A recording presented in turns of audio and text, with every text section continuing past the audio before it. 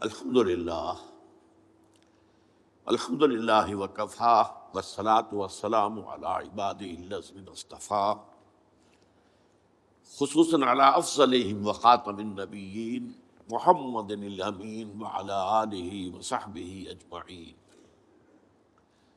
اما بعد فقد قال اللہ تبارک وتعالی کما ورد فی سورۃ النور: اعوذ باللہ من الشیطان الرجیم، بسم اللہ الرحمن الرحیم. قل اطیعوا اللہ واطیعوا الرسول فإن تولوا فإنما عليه ما حمل وعليكم ما حملتم وإن تطيعوه تهتدوا. وقال عز وجل كما ورد في سورة التغابن: وأطيعوا الله وأطيعوا الرسول فإن توليتم فإنما على رسولنا البلاغ المبين. صدق الله العظيم. رب اشرح لي صدري ويسر لي امري واحلل عقدة من لساني يفقهوا قولي. اللهم ربنا الهمنا رشدنا واعذنا من شرور انفسنا. اللهم ارنا الحق حقا وارزقنا اتباعه وارنا الباطل باطلا وارزقنا اجتنابه. آمین یا رب العالمین. سب جانتے ہیں کہ ہمارے دین اسلام کی اور شریعت اسلامی کی دو بنیادیں ہیں. ایک ہے کتاب اللہ قرآن حکیم، اور ایک ہے سنت رسول صلی اللہ علیہ وسلم. جیسے کہ ہمارے کلمہ طیبہ کے دو حصے ہیں: لا الہ الا اللہ محمد رسول اللہ صلی اللہ علیہ وسلم. کلمہ شہادت جو ہمارے اسلام کی جڑ اور بنیاد ہے، اس کے بھی یہی دو حصے ہیں: اشہد ان لا الہ الا اللہ وحدہ لا شریک لہ واشہد ان محمدا عبدہ ورسولہ صلی اللہ علیہ وسلم. اب کتاب اللہ اور سنت رسول اللہ میں تھوڑا سا فرق ہے. کتاب اللہ وحی جلی کی بنیاد پر ہے، اور یہ وحی بالمعنی نہیں ہے، وحی باللفظ ہے. انگریزی میں اسے وربل ریولیشن کہتے ہیں. عیسائیوں کے ہاں وحی کے بارے میں یہ تصور ہے کہ وحی وربل نہیں ہوتی، بلکہ ایک مفہوم جو ہے وہ منتقل کر دیا جاتا ہے. اس مفہوم کو پھر وہ رسول اپنی زبان میں ادا کرتا ہے. تو گویا کہ الفاظ اللہ کے نہیں ہوتے. ہمارا یہ تصور نہیں ہے. وحی جلی وہ وربل ریولیشن ہے، لفظ بلفظ اللہ ہی کا کلام ہے. اور نمبر دو یہ کہ وہ بالکل محفوظ ہے، اس کے کسی ایک حرف میں بھی کسی ایک شوشے میں بھی کوئی تحریف نہیں ہوئی. اس کے مقابلے میں سنت کا معاملہ یہ ہے کہ وہ وحی خفی پر مبنی ہے. وہ بھی وحی، اس کا بھی اشارہ اللہ کی طرف سے ہے، لیکن وہ وحی باللفظ نہیں ہے، وحی بالمعنی ہے.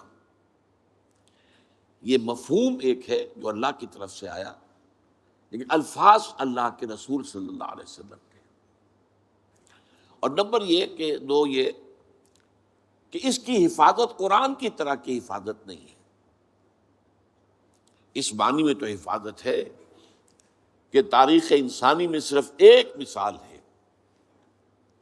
کہ کسی کے اقوال اور اعمال کی صداقت اور صحت کو پرکھنے کے لیے لاکھوں انسانوں کی سیرت و کردار کا جائزہ لیا گیا. اسماء الرجال جو علم مسلمانوں کا ہے، پوری انسانی تاریخ میں اس کی کوئی مثال ہے ہی نہیں. تو اس اعتبار سے حفاظت کی گئی ہے، حفاظت ہوئی ہے، انڈائریکٹ ہے. اس معنی میں البتہ نہیں ہے کہ لفظ بلفظ ہر شے جو ہے وہ محفوظ ہو، بلکہ یہ بھی ہے کہ حضور صلی اللہ علیہ وسلم سے ایک مجمع میں کچھ لوگوں نے باتیں سنی، پھر انہوں نے جو روایت کی تو ان میں تھوڑا تھوڑا فرق ہو گیا. اور یہ آج بھی آپ دیکھیں گے، میری کوئی بات اگر آپ جا کر لوگوں کو بتائیں گے تو ہر شخص کے بتانے میں کچھ فرق ہو جائے گا. چنانچہ جس کو کہا گیا ہے ام السنہ حدیث جبرائیل، وہ 40 میں نمبر 2 پر آئے گی. وہ اس کی ایک بہت بڑی مثال ہے کہ وہ بہت اہم حدیث ہے، بہت مشہور حدیث ہے، متواتر حدیث ہے لیکن مختلف راویوں نے جب اسے بیان کیا ہے تو لفظی طور پر اس میں اختلاف ہے۔ دوسری بات یہ ہے کہ سنت اور حدیث یہ دو الفاظ علیحدہ ہیں۔ سنت حضور کا تعامل، حضور کا طرز عمل، یہ سنت ہے، اور حدیث اس کا ایک ریکارڈ ہے، ریٹن ریکارڈ۔ سنت کو معلوم کرنے کے دو ذرائع ہیں، ایک حدیث جس پر ہم گفتگو ابھی کریں گے مزید، ایک امت کا تواتر عمل۔ حضور کو عمل کرتے ہوئے دیکھا صحابہ نے تو آپ کی پیروی کی، آپ کی نقل کی۔ صحابہ کو عمل کرتے ہوئے دیکھا تابعین نے تو آپ کی ان کی پیروی کی اور ان کی جو ہے ان کے نقش قدم پر چلے۔ تو اس طرح ہوتا ہوتا نسل بعد نسل تواتر کے ساتھ بہت سی چیزیں ہیں جو امت میں منتقل ہوتی چلی آئی۔ تو یہ تواتر عمل جو ہے امت کا، یہ سنت کا علم حاصل کرنے میں دوسرا اہم اس کی سورس ہے۔ عام طور پر لوگ سنت اور حدیث کو مترادف سمجھ لیتے ہیں، یہ دو الفاظ مختلف ہیں، ان کا مفہوم جدا ہے۔ اب حدیث اور سنت یہ دونوں الفاظ جو ہیں اللہ کے لیے بھی آئے ہیں، رسول کے لیے بھی آئے ہیں۔ مثلا سنت اللہ التی قد خلت من قبل ولن تجد لسنت اللہ تبدیلا ولن تجد لسنت اللہ تحویلا۔ یہ اللہ کا قانون رہا ہے، طرز عمل رہا ہے، اللہ کا تعامل رہا ہے ان لوگوں کے بارے میں جو پہلے ہو گزرے ہیں، اور تم نہیں دیکھو گے کہ اللہ کے سنت میں، اللہ کے قانون میں، اللہ کے طرز عمل میں، اللہ کے تعامل میں کوئی فرق واقع ہو، نہ تبدیلی نہ تحویل۔ اسی طرح فرمایا سنت من قد ارسلنا قبلک من رسلنا ولن تجد لسنتنا تحویلا۔ یہ اللہ کی سنت، اللہ کا قانون، اللہ کا طریق عمل، اللہ کا طرز عمل ہے ان سب کے بارے میں جو نبیوں اور رسولوں میں آپ سے قبل گزر چکے ہیں، اور آپ اللہ کی سنت میں کہیں کوئی تبدیلی نہیں پائیں گے۔ تو یہ اللہ کی سنت ہے، تو رسول کی سنت اور اللہ کی سنت۔ اسی طریقے سے حدیث، سورہ نساء میں فرمایا وَمَنْ أَصْدَقُ مِنَ اللَّهِ حَدِيثًا۔ قرآن کیا ہے؟ یہ حدیث اللہ ہے، اللہ کی بات ہے، اور تم نہیں پاؤ گے اللہ سے بڑھ کر کوئی سچا اپنی حدیث میں۔ اللہ کی حدیث سے بڑھ کر سچی اور کون سی حدیث ہو سکتی ہے؟ اسی طرح فرمایا گیا فَبِأَيِّ حَدِيثٍ بَعْدَهُ يُؤْمِنُونَ۔ اس حدیث کے بعد، یعنی حدیث اللہ قرآن مجید کے بعد، اگر یہ اس پر ایمان نہیں لا رہے تو پھر اور کس پر ایمان لائیں گے؟ کیا قرآن سے آگے بھی کوئی بات آنے والی ہے؟ یہ تو ویسے بھی آخری کتاب ہے، اور واقعہ یہ ہے کہ حرف آخر ہے۔ اسی طرح حدیث کے لیے، حضور کے لیے لفظ آیا ہے وَإِذْ أَسَرَّ النَّبِيُّ إِلَىٰ بَعْضِ أَزْوَاجِهِ حَدِيثًا۔ ایک واقعے کا ذکر کرتے ہوئے جب نبی صلی اللہ علیہ وسلم نے اپنی ازواج میں سے بعض کے پاس اپنی ایک حدیث، اپنی ایک بات بطور راز رکھے، تو سنت کا لفظ بھی سنت اللہ، سنت رسول، حدیث اللہ، حدیث الرسول صلی اللہ علیہ وسلم۔ اب چلیے حدیث کسے کہتے ہیں؟ دو موٹے الفاظ یاد کر لیجئے۔ حدیث دو طرح کی چیزوں پر مشتمل ہے، ایک اخبار کہلاتے ہیں، خبر کی جمع اخبار، ایک آثار کہلاتے ہیں، اثر کی جمع آثار۔ خبر کسے کہتے ہیں؟ حضور کا کوئی قول ہو، کوئی فعل ہو، یا تقریر ہو۔ اب یہ تقریر کو آپ نہیں سمجھتے، تقریر تو آپ سمجھتے جو میں کر رہا ہوں یہ تقریر ہے، یہ تو ہے تقریر۔ اصل میں تقریر یہاں اس کے معنی کیا ہے کہ کوئی کام حضور کے سامنے کیا گیا اور آپ نے روکا نہیں، برقرار رکھا، تو اسے ایک سند حاصل ہو گئی۔ جب حضور کے سامنے ایک کام کیا، آپ نے دیکھا اور آپ نے منع نہیں کیا، روکا نہیں کیا، جائز ہے، تو یہ گویا کہ ایک سند ہو گئی کہ حضور کی طرف سے ایک طرح کی اس کو منظوری جو ہے امپلائڈ، حضور کی طرف سے ریکگنیشن حاصل ہو گئی۔ تو حضور کے اقوال، حضور کے افعال، حضور کی تقریر، یہ کہلاتے اخبار، خبر کی جمع اخبار۔ اور آثار ہیں کسی صحابی کا قول یا صحابی کا عمل یا صحابی کی تقریر، اس لیے کہ یہی گمان غالب ہے کہ صحابی جو بات کہہ رہا ہے وہ اپنی طرف سے نہیں کہہ سکتا، صحابی جو عمل کر رہا ہے وہ اپنی وجہ سے نہیں کر رہا، صحابی کا قول بھی، صحابی کا عمل بھی اور صحابی کی تقریر بھی، جیسے رسول کا قول، رسول کا عمل، رسول کی تقریر، یہ اخبار ہے، صحابی کا قول، صحابی کا عمل، صحابی کی تقریر، یہ آثار ہیں، اور ان دونوں کو جمع کر کے حدیث کہتے ہیں۔ حدیث کے اندر اخبار بھی ہے اور آثار بھی ہے۔ اب آئیے حدیث جو رسول کی ہے اس میں یہ جان لیجئے کہ اس کے دو حصے ہوتے ہیں، ایک متن، حضور نے کیا فرمایا، ایک ہے سند، حضور سے کس نے سنا، اس سے کس نے سنا، اس سے کس نے سنا، اس سے کس نے سنا، یہ روایت کہلاتی، اور یہ لنکس، یہ کڑیاں جو ہیں یہ راوی کہلاتی۔ اب اگر حضرت امام بخاری کوئی حدیث اپنی کتاب میں لا رہے ہیں تو اپنی شخصیت سے لے کر حضور تک کے درمیان کے تمام لنکس دینے پڑیں گے، تب وہ بات جو ہے وہ حدیث ایک مستند درجے کی حدیث سمجھی جائے گی۔ یہ ہے روایت، کڑیاں، حضور سے صحابی نے، صحابی سے تابعی نے، تابعی سے تبع تابعی نے، بعض اوقات صحابی صحابی سے روایت کرتے، کسی ایک موقع پر ایک صحابی موجود تھے، دوسرے نہیں تھے، تو انہوں نے وہ بات سنی ہے، اب انہوں نے دوسروں کو بتائی تو وہ ان صحابی کے حوالے سے بات کریں گے۔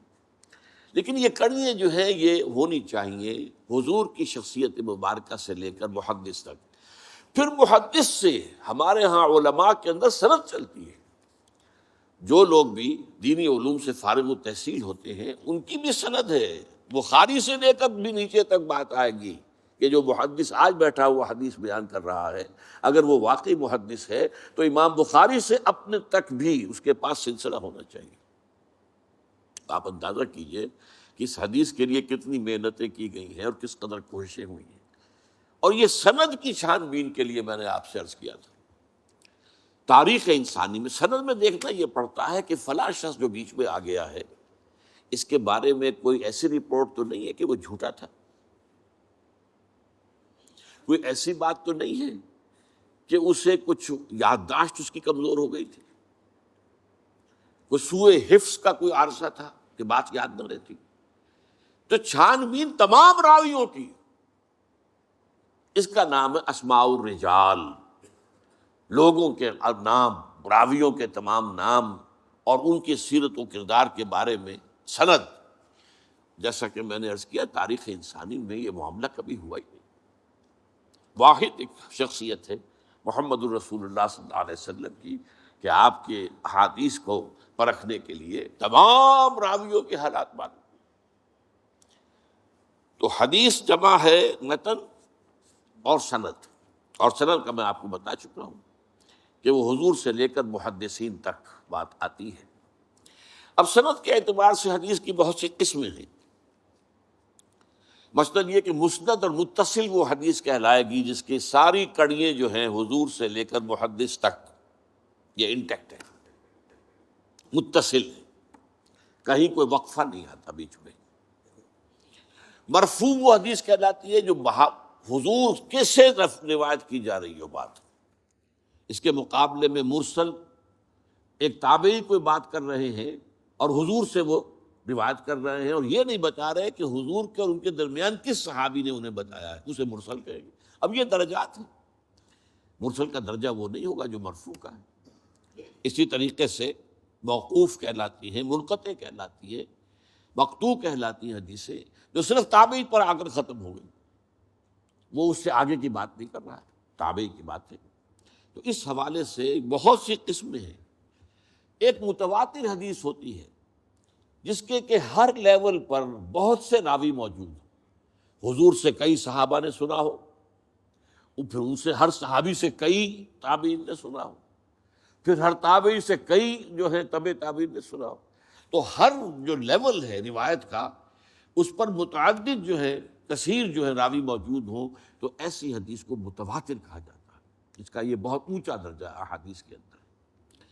اسی طریقے سے مشہور حدیث اسے کہتے ہیں کہ راویوں کی ہر سطح پر کم از کم 3 راوی، وہ 3 سے بھی زیادہ ہیں تب تو ہو گئے متواتر، لیکن اگر یہ کہ کم سے کم 3 ہر لیول پر موجود ہے تو وہ مشہور کہلائے. لیکن اگر کوئی ایک راوی ہے چل رہا ہے تو پھر اس کو غریب بھی کہیں گے، خبر واحد بھی کہیں گے. اسی طرح حدیث صحیح، حدیث حسن، حسن لغیرہ ہی، حسن لذاتہ، یہ مختلف جو ہے احادیث کے سند کے اعتبار سے مختلف درجے ہیں، مختلف قسمیں ہیں. البتہ اس کے بعد پھر آتا ہے حدیث ضعیف، کمزور حدیث. کمزور حدیث کسے کہتے ہیں؟ جس میں کسی ایک راوی کے بارے میں شک ہو کہ یا تو اس کا کردار جو ہے وہ معیاری نہیں تھا، اس کے اخلاق، اس کی سیرت، اس کے معاملات درست نہیں تھے. ایک راوی ہے بیچ میں ایسا، تو ضعف پیدا ہو گیا، کمزوری پیدا ہو گئی اس روایت کے اندر، اس لنک کے اندر ایک کڑی جو ہے گویا کہ کمزور ہے. اور یا یہ ہے کہ اس کے بارے میں یہ معلوم ہو کہ اسے سوء حافظہ، میموری جو ہے وہ اس کی کمزور اور اس کے اندر خرابی ہو، تو اس کے بھی شک پڑ جائے گا. تو اگر کسی ایک کڑی میں بھی ان 2 میں سے کوئی ایک وصف پایا جاتا ہو تو وہ حدیث ضعیف کہلائے.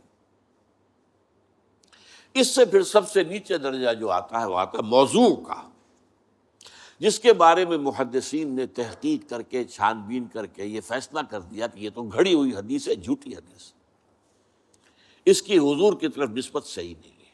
یہ پھر اپنی جگہ پر ان موضوعات کو بھی جمع کر لیا گیا ہے.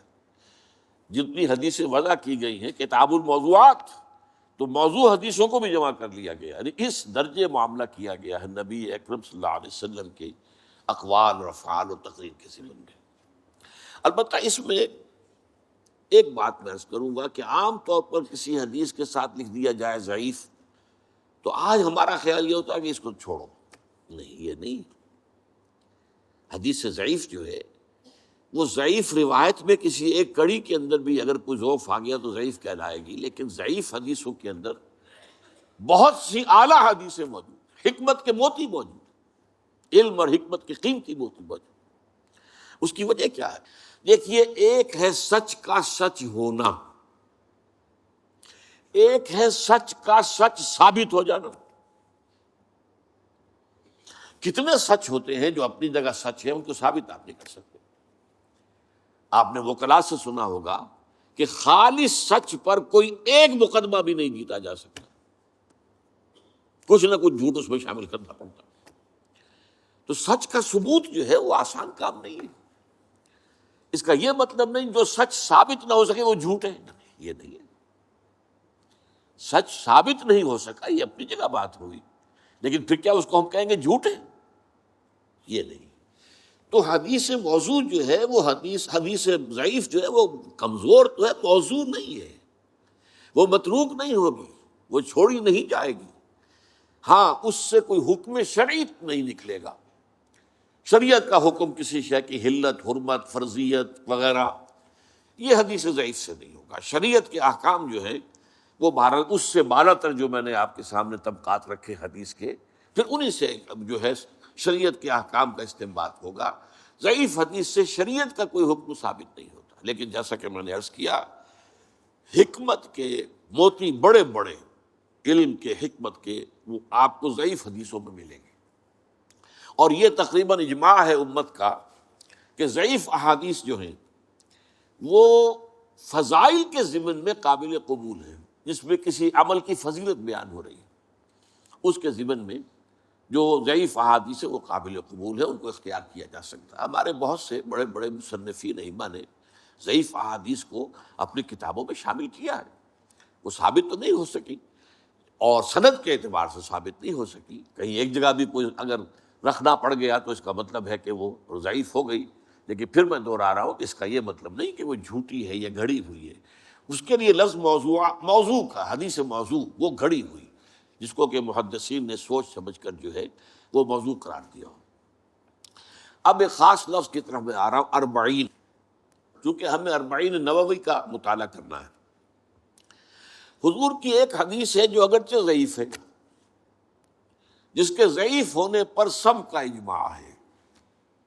حالانکہ نوٹ کیجئے اس حدیث کے راویوں میں صحابہ کے نام آتے ہیں: حضرت علی، حضرت عبداللہ ابن مسعود، حضرت معاذ ابن جبل، حضرت عبداللہ ابن عمر، حضرت ابو الدرداء، حضرت عبداللہ ابن عباس، حضرت انس ابن مالک، حضرت ابو ہریرہ، حضرت ابو سعید خدری رضی اللہ تعالی عنہم اجمعین۔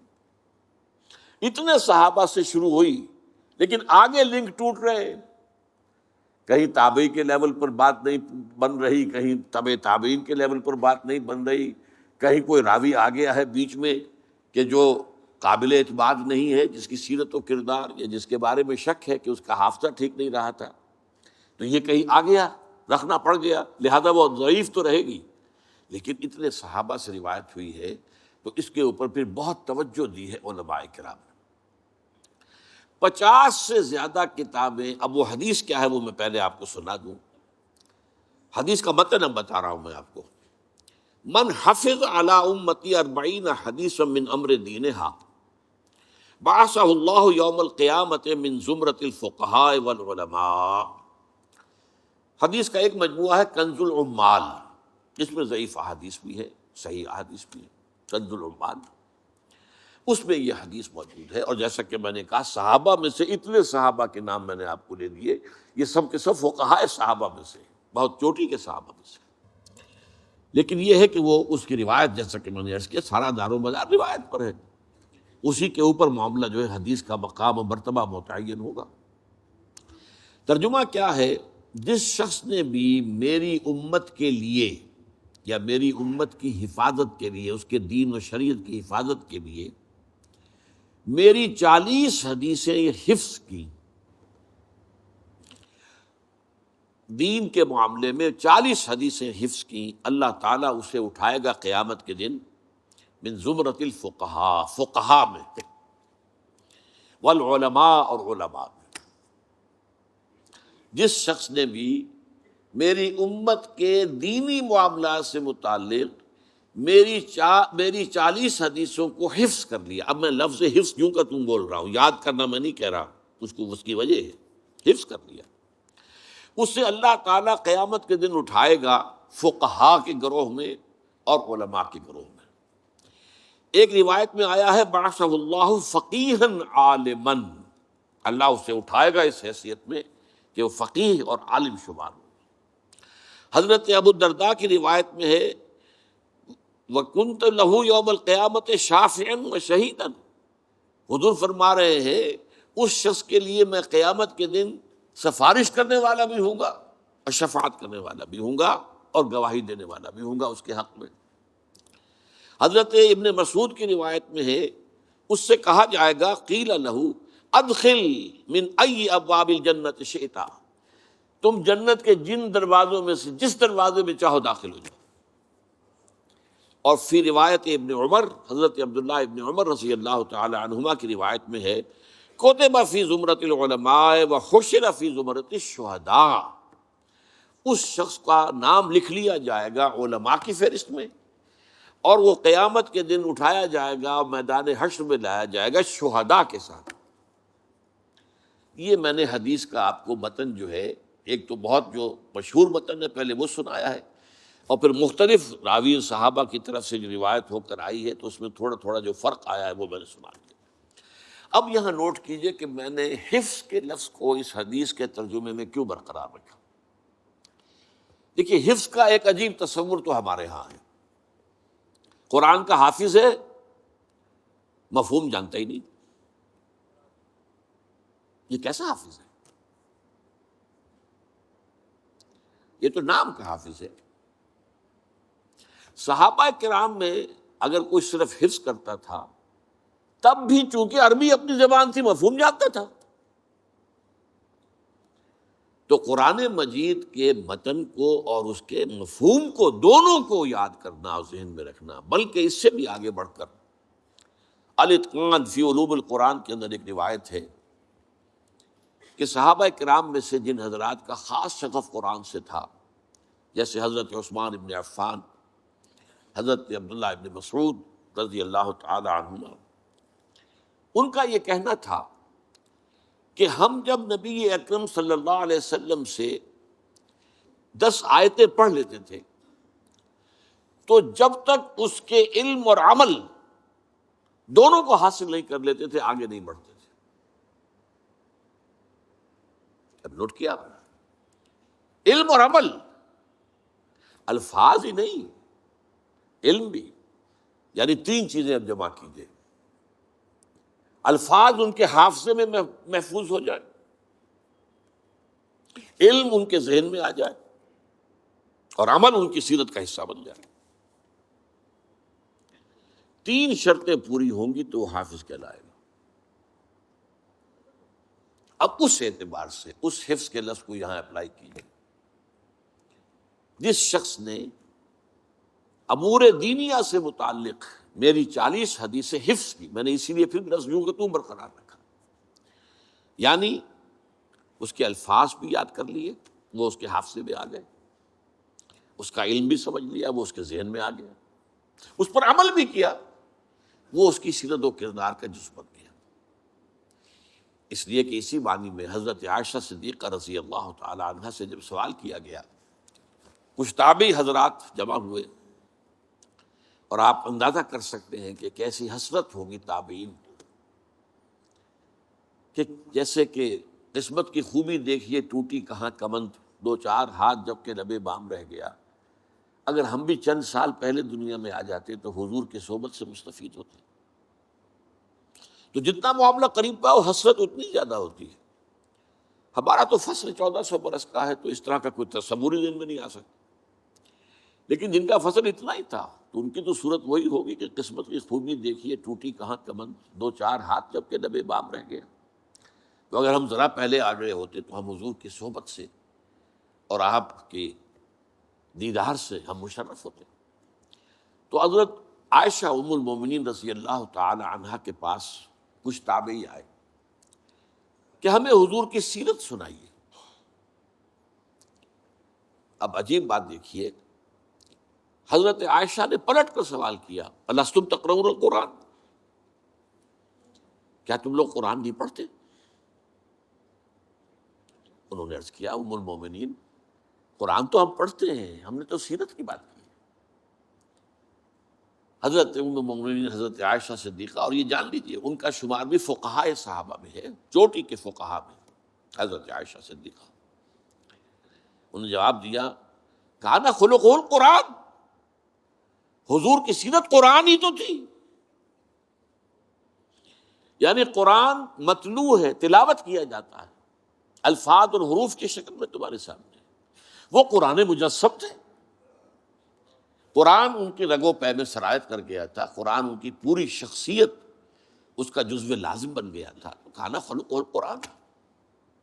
اور ویسے بھی آپ دیکھیں قرآن مجید کے اندر جب آپ پڑھیں گے تو بہت سی صورتیں جو ہے وہ تو معلوم ہوتا سیرت کے ابواب ہیں. سورہ انفال پڑھیے، یہ غزوہ بدر کا بیان ہے شروع سے آخر تک. یہ ایک باب ہے سیرت النبی کا. آل عمران کا بڑا حصہ جو ہے وہ غزوہ احد پر مشتمل ہے. اسی طریقے سے سورہ توبہ کا بڑا حصہ جو ہے غزوہ تبوک سے متعلق. اس حوالے سے بھی سیرت بنتی ہے، لیکن یہ کہ وہاں اس مفہوم جو ہے بہت مختلف ہے کہ قرآن کی جملہ تعلیمات اس کو مجسم شکل میں دیکھنا ہو تو محمد صلی اللہ علیہ وسلم، تو تم قرآن پڑھو، اسی کے آئینے میں تمہیں محمد صلی اللہ علیہ وسلم کی سیرت نظر آ جائے گی. اچھا، اب یہ جو حدیث میں نے آپ کو سنائی ہے، جیسا کہ میں نے عرض کیا، اس پر اجماع ہے کہ یہ ضعیف ہے، لیکن اس کے ساتھ اشتغال جسے کہتے ہیں، اس کے ساتھ دلچسپی، اس کے ساتھ معاملہ، اس کا پڑھنا پڑھانا، 50 سے زیادہ ائمہ دین اور علماء نے ان کا مجموعے 40 حدیثوں کے اپنے مرتب کیے. لہذا یہ کیٹیگری بن گئی الاربعون، 40 حدیثیں فلاں کی، 40 حدیثیں فلاں کی، 40 حدیثیں شاہ ولی اللہ دہلوی رحمۃ اللہ علیہ وغیرہ وغیرہ. اس سے پہلے بھی ہمارے بڑے سلف کے اندر نہ معلوم کتنے لوگوں نے 40 مرتب کی، اور بہت سے لوگوں نے پھر صرف مرتب ہی نہیں کی ہیں، ان کی شروح لکھی ہے. اب اس میں نوٹ کیجئے کہ یہ جو کتاب ہم پڑھیں گے اس کے مرتب کرنے والے امام نووی ہیں. نووی ایک قصبہ تھا دمشق کے قریب، ان کا پورا نام ہے امام یحییٰ بن شرف الدین نووی، 631 ہجری میں پیدا ہوئے ہیں اور 676 ہجری میں فوت ہو گئے۔ یعنی میں نے جب حساب لگایا تو کل 45 برس ان کی عمر ہوئی، لیکن وہ حدیث کے بہت بڑے فاضل۔ یہ تو ایک مختصر مجموعہ ہے جو ہم پڑھیں گے، لیکن یہ ہے کہ ان کی ایک بڑی کتاب ہے ریاض الصالحین، وہ بہت مقبول ہے، بہت مقبول ہے، بہت مقبول ہے۔ اور تمام 40 جو مرتب کیے گئے ان میں سب سے زیادہ مقبول اور مشہور یہ امام نووی کی 40۔ اصل میں 40 نہیں، لفظ 40 ہے، الاربعون النوویہ، لیکن اردو میں ہم فارسی ترکیب سے، آپ بھی جب دیکھیں گے کتاب چھپ پر آپ کے سامنے آئے 40 نووی، تو یہ فارسی ترکیب کے اعتبار سے اس میں زیر لگا ہوا آپ پائیں گے، تو وہ اصل میں عام فہم کرنے کے لیے جو ہمارے اردو دان لوگوں کے لیے، تو یہ جو ہے یوں سمجھیے کہ حضور صلی اللہ علیہ وسلم کے تقریباً 600 برس بعد ان کی پیدائش ہے، 631 ہجری، جبکہ حضور کا انتقال ہے سن 11 ہجری، تو 620 برس کا فصل ہے، اور 676 میں ان کا انتقال ہے۔ ان کی کتاب ہے 40 نووی جو انشاءاللہ ہم مطالعہ کریں گے۔ اب جو چند منٹ ہمارے پاس باقی ہیں میں اس میں آپ کے سامنے یہ عرض کر دوں، اس وقت دنیا میں 2 فتنے بہت عظیم ہیں، اور بدقسمتی سے دونوں کو بڑا فروغ حاصل ہو رہا ہے، اور دونوں کے تعلق حضور صلی اللہ علیہ وسلم کی شخصیت سے ہے۔ ایک ہے ختم نبوت کی مہر توڑنے والا فتویٰ، نئی نبوت کا دعویٰ۔ یہ ہمارے اس دور میں کچھ عرصے پہلے ایران میں ایک شخص بہاء اللہ اٹھا، اور بہائی آج بھی دنیا میں موجود ہے، اور مسلمان ممالک میں موجود ہیں، اور ان کے جو ہے وہ اپنے دفاتر ہوتے ہیں، ان کے جو ہے لائبریریز ہوتی ہیں، ان کے ریڈنگ رومز ہوتے ہیں، اور ویسٹ میں تو بہت بہاء اللہ بہائی، یہاں تو آپ زیادہ واقف ہیں۔ لیکن اس کے بعد جو بہت بڑا فتنہ اس وقت ہے، جسے مسلسل فروغ حاصل ہو رہا ہے ابھی، اور اسے وہ اپنی صداقت کے دلیل کے طور پر استعمال کر رہے ہیں، کیونکہ پوری مغربی دنیا ان کے پشت پر ہے، وہ ہے قادیانیت کا فتنہ۔ پوری مغربی دنیا، آج آپ کو معلوم ہے پورا مغرب لفظ جہاد سے کانپتا ہے، جہاد کو گالی بنا دیا، جہادسٹ، یہ گویا کہ ان کے نزدیک کسی کو کنڈیم کرنا ہو تو جہادسٹ ہے یہ، تو یہ جہاد، اس جہاد یعنی قتال کی نفی کی تھی غلام احمد قادیانی نے، اسی لیے انگریزوں کا چہیتا بنا تھا، اس لیے کہ ظاہر بات ہے کہ ہندوستان میں انگریز آ تو گیا تھا، لیکن اس نے یہ نوٹ کر لیا تھا کہ مسلمانوں کے اندر تو جراثیم موجود ہے بغاوت کے، مسلمانوں نے دل سے ہمیں تسلیم نہیں کیا، اس کی وجوہات تھی۔ ایک بات تو یہ تھی کہ مسلمانوں سے تو تم نے حکومت چھینی، ہندو تو پہلے مسلمان کا غلام تھا، اب تمہارا ہو گیا، تو ہندو کے لیے تو معاملہ چینج آف ماسٹرز کا تھا، آقا بدل گئے، یہ تو نہیں کہ وہ حاکم سے محکوم بنایا گیا ہو، جبکہ مسلمان حاکم سے محکوم بنائے گئے تو ان کے اندر تو لازماً ایک بدلہ لینے کا جذبہ، انتقام کا جذبہ، اپنا کھویا ہوا مقام حاصل کرنے کا جذبہ جو ہے وہ موجود تھا۔ چنانچہ یہی وجہ ہے کہ حضرت سید احمد شہید بریلوی رحمۃ اللہ علیہ کی تحریک چلی، اگرچہ بہرحال مشیت ایز دی، اور کچھ ان کی بھی اجتہادی غلطی سے وہ ناکام ہو گئے، دنیاوی اعتبار سے بالا کوٹ میں شہید ہو گئے، لیکن یہ ہے کہ اس نے ایک سور پھونک دیا تھا مسلمانوں کے اندر جہاد کا۔ ان کے بعد بھی طویل عرصے تک اس علاقے کے اندر انگریزوں کے خلاف جو ہے وہ جہاد جاری رہا ہے، مسلسل جاری رہا ہے، اور اس کے بعد آپ کو معلوم ہے کتنے ہی علماء تھے جو پھانسی چڑھائے گئے ہیں، جن کو جو ہے کالا پانی بھیجا گیا ہے کہ علماء نے اس کو جو ہے دارالحرب قرار دے دیا، اور دارالحرب کے اندر رہتے ہوئے مسلمان کے لیے فرض ہوتا ہے کہ وہ اس دارالحرب کو جو دارالاسلام بنانے کی جدوجہد کرے۔ یہی وجہ ہے کہ 20ویں صدی کے آغاز تک بھی ہمیں سراغ ملتا ہے وہ ریشمی رومال کی تحریک۔ میرے نزدیک جو 14ویں صدی ہجری کے جو مجدد تھے حضرت شیخ الہند رحمۃ اللہ علیہ اسیر مالٹا، ان کی ریشمی رومال تحریک جو تھی وہ یہی تھی، ایک تدبیر تھی، بہرحال وہ نہیں چلی، ناکام ہو گئی، یہ دوسری بات ہے۔ تدبیر یہ تھی کہ ادھر ترکوں سے کہا جائے اس وقت تک ابھی خلافت عثمانیت باقی تھی، یہ تو 1924 میں ختم ہوئی ہے، اور یہ میں بات کر رہا ہوں 1915 کی، کہ وہاں کسی کو بھیجا جائے کہ ادھر سے ترک جو ہے وہ حملہ آور و افواج آئیں، اور ادھر افغانستان بھیجا جائے کسی کو، وہاں سے افغانستان سے مسلمان حملہ کریں اور ادھر اندر سے ہم بغاوت کریں تو انگریز کو یہاں سے اٹھا کر پھینک دیں۔ لیکن بات جو تھی، پھر میں کہوں گا مشیت ایسی قریب معاملہ ہوتا ہے۔ حضرت شیخ الہند خود گئے تھے ترکی سے مدد لینے کے لیے، پہلے وہاں حجاز گئے، اس لیے کہ حجاز میں ابھی مدینہ منورہ میں ترک گورنر موجود تھا، ابھی جو ہے وہ شریف حسین جو تھا جس نے بغاوت کی تھی ترکوں کے خلاف، مکے پر تو اس کا قبضہ تھا، مدینے پر نہیں تھا، تو وہاں گورنر جو ہے ترکی کے خلافت عثمانیہ کے موجود تھے، ان سے ملاقات کی اور آگے جانے کا فیصلہ بھی تھا۔ لیکن اسی اثناء میں مخبری ہو گئی، اور شریف حسین والی مکہ نے، جس کی یہ نسل ابھی تک چل رہی ہے، یہ جو اردن کا بادشاہ بیٹھا ہوا، یہ اسی کا پڑ پوتا سمجھ لیجیے، یا پڑ پوتا یا سگڑ پوتا، یہ وہ نسل ہے ہاشمی، ہاشمائٹ۔ تو اس نے حضرت شیخ الہند کو گرفتار کر کے اور چاندی کی تشتری میں رکھ کر انگریز کو پیش کر دیا، یہ آپ کا باغی یہاں پر آ کر اور آپ کے خلاف سازشیں کر رہا ہے۔ اور دیکھیے انگریز انہیں کہاں لے گیا، مالٹا، میڈیٹرینین سی کا ایک جزیرہ، بحیرہ روم کا، آخر ہندوستان میں بھی تو واپس لا سکتا تھا، ہندوستان کی کسی جیل میں نہیں۔